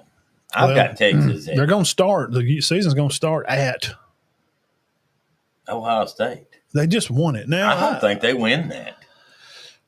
If they do, watch out. I'm going to go with 10.5 on them too. 10-2 or 11-1 at Ohio State, at Florida, at Georgia, and then A&M. I don't think they lose 3 though. Do you? They better not. 9-3. Do y'all think that Texas defense can go 9-3? That defense should be ready at Florida. At Georgia, that's going to be a great game. Let's see, who does Georgia have before Texas? Let's just look at that. I got it at 10.5. I got Alabama, Texas, and Notre Dame at 10.5. Who's Georgia Ohio State, have? Penn State, yeah. Who's Georgia have before Texas? Let's see. Let's just take a look here, Dean. Georgia has quick. Georgia. There we go. Okay, it's at Georgia. Mm-hmm. Okay, Georgia's going to be off. Then they got cocktail party at Mississippi State. So they're going to play. They don't have a game time set. It could be between 3:30 and 8. I think they got. They got Mississippi State. Then the next week they got Charlotte. So it's in the middle of 2 crappy teams. So should Georgia be prepared? Yeah. And it's there. And Ohio State. I think they lose 1-2 at least. I don't think they're going to beat Ohio State and Georgia. But I do think that Texas and Alabama are going to play for the SEC. I'll go on record for that right now. I don't know if either one of them will win this title. We haven't picked that yet. But so far, I've got 3 teams with 10.5 wins, which is Alabama, Notre Dame, Texas. Georgia at 9.5. I think Florida, we had them at 8.5, maybe. Mm-hmm. Yeah, I like we Florida. haven't done Clemson. We haven't done Penn State, Ohio State. We'll do Clemson and them. We got to do Clemson, Penn State, Ohio State, and maybe Oregon next, Mm-hmm. right? We can maybe do it on a. Yeah, we can do it next Sunday, can't we? Mm-hmm. Yeah, because we kind of got the SEC wrapped up. Mm-hmm. Yeah, we'll do Clemson and Ohio State. We'll get a deeper look into them. Then the only other two ranked teams that we haven't done would be Penn State and Oregon. Mm-hmm. But we could do them on a Tuesday or Thursday night if you're free one of them nights. Yeah. Come by, we can spend 30 minutes, do them too. I think that I don't know. I don't think Texas goes undefeated. And they could lose to Ohio State and Georgia. I don't think they'll lose to Florida. I do think Florida's good, but I don't think they lose that one. I mean, they're pretty loaded. Texas is pretty loaded. I could see Coach Short where they would be number one. I mean, I guess I could. Coach Short, who's winning the SEC this year? We're going to go with whatever he says. It's Bama. Homer. We're going to go with what he says. You know why? He coached for 35 years. He does know a little bit about football. Yeah. Birds, Texas, 10-2, 9-3. I could agree with that. 2 losses in the SEC. 9-3 is worst. 2 losses. 9-3, but I'm going 10.5 with them. Jeff says you forgot the Red River. Yeah. Oklahoma with the quarterback could be. Yeah, that's very true. The what's his name? Oklahoma QB. I don't remember. I mean, I really don't. I'm thinking about Taylor Green, but he's Arkansas's quarterback. Mm-hmm. Michael something. Yeah. These guys change hands so much. I just seen it yesterday. Michael Hawkins. I knew it was Hawkins. Golly, it's something basic. He could be from around here. No, this is the one I watched. John Mateer. This is the one I seen to come in. He's making a big, huge splash. But now Hawkins is going to be their quarterback, right? I guess. Now, I've seen Mater. This kid's supposed to be the real deal. Yeah. Well, look at him. It looks like freaking Michael Vick. I think I won't be shocked if Texas goes 10-2. But man, that defense is good. No, that's not him. That's the one I'm talking about. He transferred from Washington State. This is the one. He's from he's good. Little Lamb, Texas. Mm-hmm. So he played. He's a 4-star prospect. Had a good grade. Come out of school. 2022 commit. Played at Washington State. So that Mateer or Mater.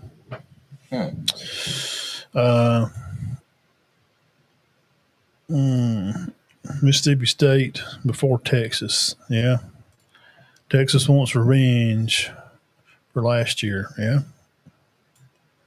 Yeah, so Oklahoma, could pose some threat to them. Could just because they've got 2 rivalry games. 2. Most teams don't have 2. He says Oklahoma's going to surprise people. This staff is high on this team. Yeah, Coach Short, correct. You did Oklahoma, didn't you? Yeah, I had them like an 8 or so. They're in that pool with me with kind of like LSU. Like we know they can be, but we hadn't seen them be great in last year too. Like you're waiting on Auburn to be good again. Like okay, like we got to they're going to win 7 or 8 games at some point. We're not asking Auburn or Oklahoma or Mississippi State if they win 8 or 9 games. That's a good season, fans. Calm your nerves there. Mm-hmm. Yeah. If Bama, they expect to win the title every year. People are crazy. They act like they had a bad year. 9 wins. That's a great year. That's a good year with a new coach and a 17-year-old receiver. He don't even know all the plays yet. Ain't no way. So we got 3 of the top teams, but I don't know how I'd rank them yet. In Texas, Notre Dame. I think Notre Dame's got a little bit of edge on Texas, but I don't know if I'll put them over Ohio State yet. And I think Alabama will be very good. I know my top 6 right now. Yeah, well, let's go back through this and we'll to the heart, the tough games.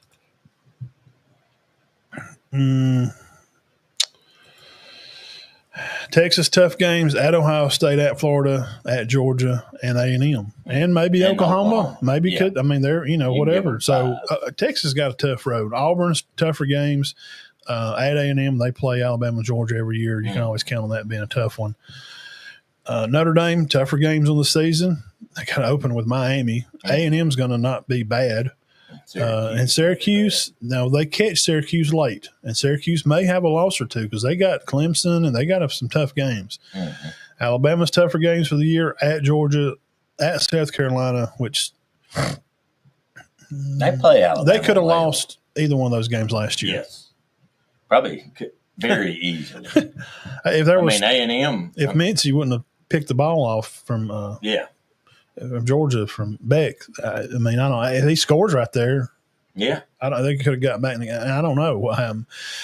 Oklahoma, tough game for Bama. It is at home, and I just put that game on there because they're probably going to be a little better. And the reason I put them on there too is a question: can DeBoer get them locked in because of where it's going to be at in the season? And are they going to be – you can't play with revenge on your mind. That scrambles. You need to play your best game no matter who you're playing. Right. That's kind of where – and I'm always going to put – if it's at Auburn, trust me. Yeah, very good game. You just don't – it's haunted. Saban said it's like poltergeist down there. I mean, the last play he was stood in that field, they called the grave digger because that was the play he called. Yeah. But I mean, it's just kind of ironic that – these rivalry games, he called it poltergeist, and the last play they run was a grave digger, and then poltergeist. They pull up a bunch of graves at the end. We don't know some of these rivalry. Oklahoma. What if they beat Texas? I mean, they could. I mean, it's a rivalry game. They did a couple years ago. They wasn't supposed to when Gabriel was their quarterback. So that's kind of that. There'll be 2 or 3 losses SEC championship this year. Yeah. Yeah, we don't have anybody to be. There's no way everybody. Massey has Notre Dame like probably the only undefeated team. Yeah, and I don't really think they'll do that. Their schedule's not bad, but I just don't. I don't think they'll go undefeated. Ohio State, 4 NIL linemen, average 6'6", 320. They have last 2 seasons. Experience each. Yeah, I mean, here's the thing: this portal stuff. The guys they are getting in, like Georgia and Ohio State. Whatever, and Texas.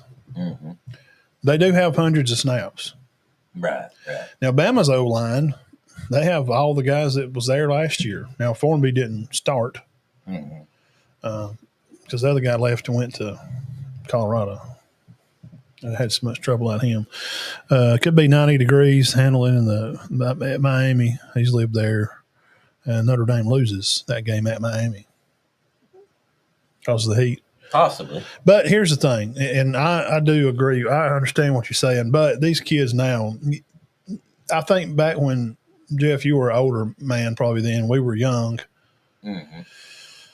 A lot of guys out of school played around, like if you played at Notre Dame, you were probably from the north. Right. So going to Miami would be a big deal. The humidity would just suffocate you. These days, they got dudes from freaking California and Mater D and Florida and East Coast. I know. Arizona. Yeah, so that's not quite as a factor. Not as bad as it was at one time. Not back in the 80s or early 90s. Like if you played at Texas, man, you probably played high school football in Texas. Yeah. Or Arkansas, Louisiana, somewhere that. So going to Syracuse, if you had Texas going up there to New York, man, it may have been a big deal. Yeah. But your 2 starting linemen may be from Indiana and Pennsylvania. Right.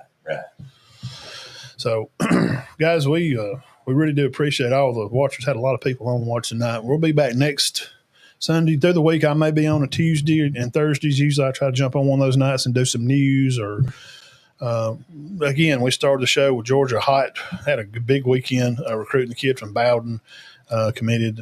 And then they got the Protho kid and then the Green kid from Buford. So I think that put Georgia at 2. Bama's 5, Auburn was 71. But LSU, A&M, they're all right in the mix, and Texas Tech is spending that money trying to keep up. As far as Auburn recruiting, I don't know.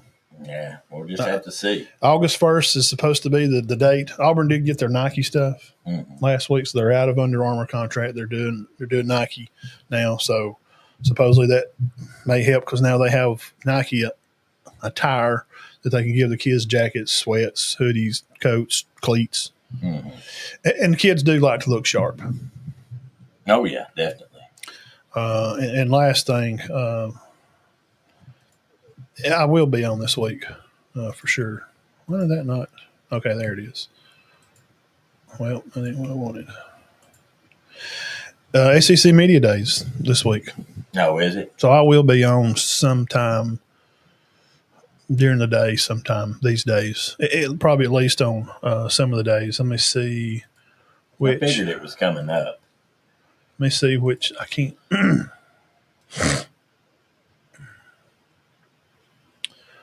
Let's see. Did I send that to you? No, you might have.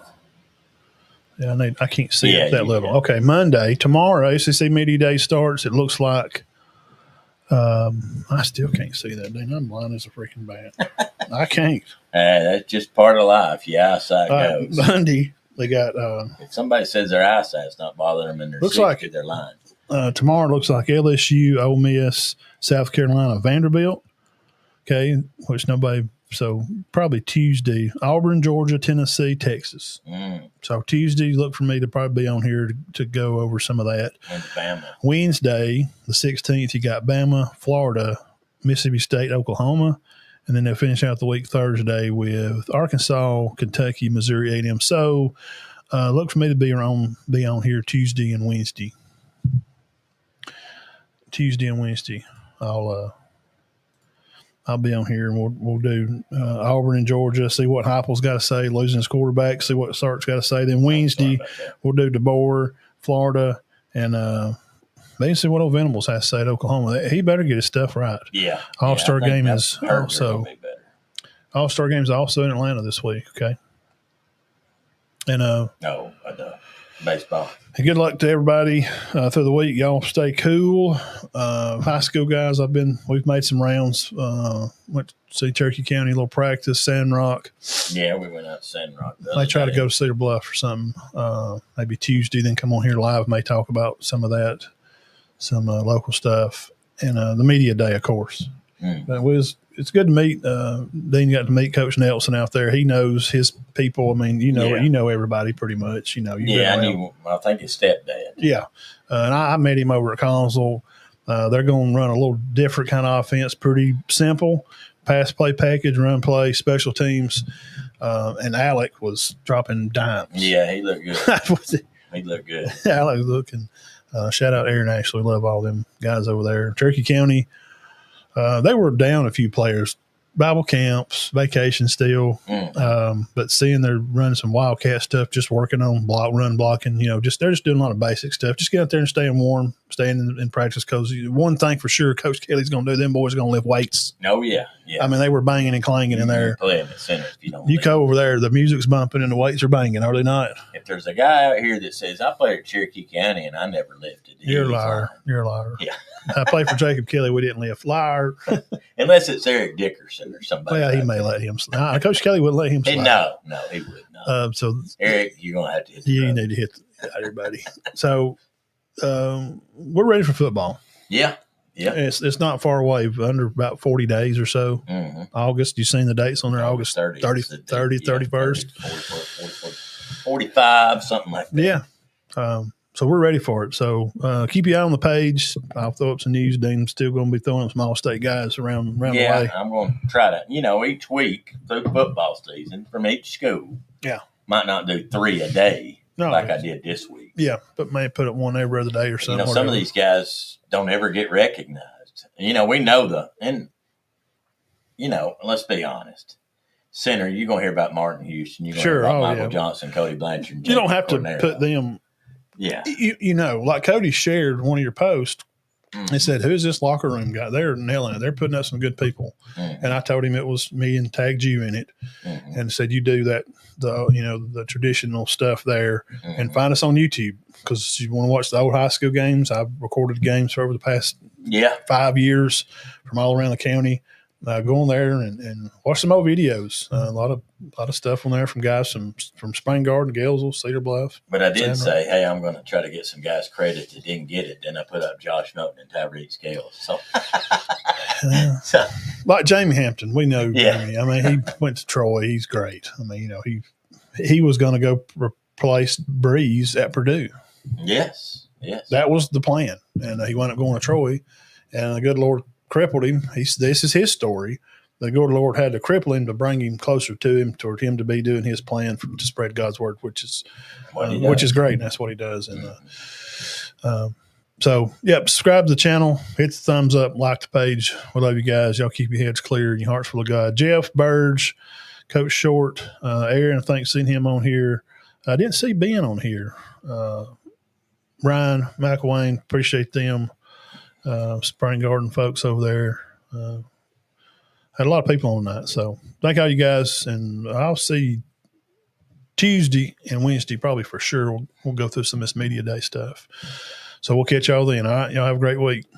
Yeah, have a good one.